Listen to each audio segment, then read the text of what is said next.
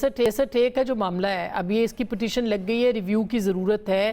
क्या आपको लगता है कि अगर ये रिव्यू के अंदर ऐसी कामयाबी होती है कि ओरिजिनल फॉर्म में चली जाए ये बात, तो फिर आपको फ़ायदा हो सकता है और आप लोग इसके ऊपर जो है वो वोट ले सकते हैं? क्योंकि डी सीट होने का बाद का मामला है, वोट काउंटिंग का मसला पहले है।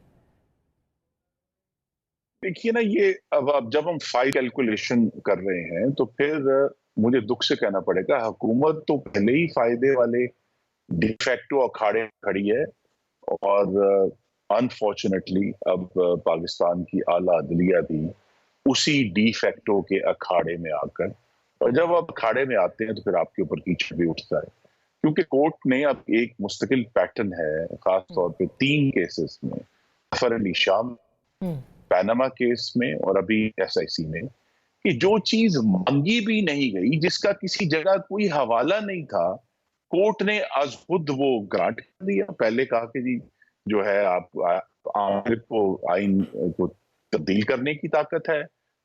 अकामा केस में जो है, अकामा जिसका पूरे पैनामा केस में कहीं जिक्र नहीं था, उसको निकालकर अपनी मर्जी से एक मुंतखब वज़ीर आज़म को उन्होंने डिस्क्वालीफाई कर दिया। नहीं, मगर साहब, अगर कोर्ट ये समझती है कि इतराज़ात हैं और इंतखाबात सही नहीं हुए हैं, तो उसकी रेमेडी तो कोर्ट नहीं करनी है ना, वही हाईएस्ट फोरम है, फिर वरना लोग नहीं, कहाँ मेरी जाएंगे? इस्तदा यही है, मैं बड़े अदब से अर्ज करूंगा कि पाकिस्तान की किसी अदालत को, किसी जनरल इलेक्शन को इन टोटो खत्म करने की ताकत नहीं है। ये तो यही बात है ना कि अब आप आज जो जिसकी वजह से इसको हमें रेजिस्ट करना है कि अगर 187 को इस्तेमाल करते हुए कंप्लीट जस्टिस का हमने दरज खोल दिया आइन की वसील में से, तो उसके अंदर से तो आप कुछ भी गुजार दें, आप कहिए जी सब कुछ गलत हो सकता है। तो जिस तरह पार्लियामेंट के ऊपर एतराज हो रहा है कि जनाब पार्लियामेंट की ताकत के ऊपर तो कदगन होनी चाहिए, तो क्या कोर्ट की ताकत के ऊपर कोई कदगन नहीं है? और मेरी फिर बड़े अदब से अर्ज करूंगा, 175(2) कहता है कि पाकिस्तान की तमाम अदालतों के पास उतनी ही अथॉरिटी और ज्यूरिसडिक्शन है, पावर का लफ्ज भी इस्तेमाल हुआ एक आर्टिकल में, जितनी आइन और कानून उनको देता है। वो आज खुद पावर्स एज्यूम नहीं कर सकते। यहां जो आपने जिक्र किया, मैं जरूर जिक्र करना है, क्योंकि 185 के तहत ये अपील आई थी पेशावर हाई कोर्ट के फैसले के खिलाफ। उसके अंदर कोर्ट ने ये देखना था 185 में कि क्या पेशावर हाई कोर्ट ने कानून का इतलाक किया या नहीं किया, लेकिन कोर्ट ने ये काम नहीं किया। कोर्ट ने खुद ही अपने फैसलों से एक नई पार्लियामानी पार्टी को जन्म दिया। वो अरकान जो हलफ दे चुके थे एक जमात के हक में, उनको जबरदस्ती फोर्स किया। उस सियासी जमात, सर, उस सियासी जमात वो कहती है हमारा हक भी छीना गया, हमसे निशान ले लिया गया, हम कैसे? देखिए ना, उसका भी तो एक हक है। अगर हम कानून की बात कर रहे हैं ना, तो वो फिर दोबारा जाएं और कहें कि जी कोर्ट की जो जजमेंट थी उनकी इंट्रा पार्टी इलेक्शन की, वो कोर्ट उसको चैलेंज करे, उसका रिव्यू करवाएं। ये कोई तरीका नहीं है कि कोर्ट जो है वो आज खुद कि कोर्ट ने वो हवा में बगैर किसी जो, देखिए आर्टिकल 17 का हवाला दे सकते हैं आप कि जी सबको हक हासिल है, लेकिन वो हक, वो अरकान जब उन्होंने हलफ दिया सुन्नी इत्तेहाद काउंसिल का अपने दस्तखत से, वो हक उन्होंने इस्तेमाल कर लिया। अदालत कैसे उनको ये फोर्स कर सकती है कि नहीं आपका वो फैसला गलत था, हम ये कहते हैं आगे इस जमात के रुकन है। अच्छा, अहमद अवैस साहब, इसका जरूर जवाब दीजिए, इसका जरूर जवाब दीजिए। और दूसरा, जब आप डी फैक्टो के अखाड़े में उतर जाएंगे तो फिर जो है वो रियासत का चेहरा जो है उसमें कीचड़ ही आए। अच्छा, अब इसका भी जरूर जवाब दें कि अदालत की हद क्या है, क्योंकि हमने 63A देखी है और अब उसके अंदर भी जिस तरह से एक्सीड किया गया सर, उसमें जिस तरह से पहले कहा गलत फिर उसको सही किया गया, उसकी बुनियाद पे अब तक फैसले जो है वो गलत होते चले आ रहे हैं। आपको लगता है कि अदालत की भी कोई हद होनी चाहिए और जुडिशल कू तो नहीं है सर ये?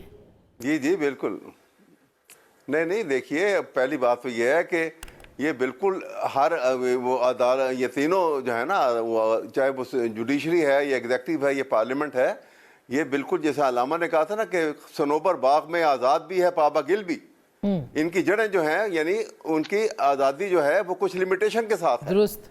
मादर पिदर आज़ाद नहीं है कि जो चाहे कर ले, कोई भी नहीं कर सकता।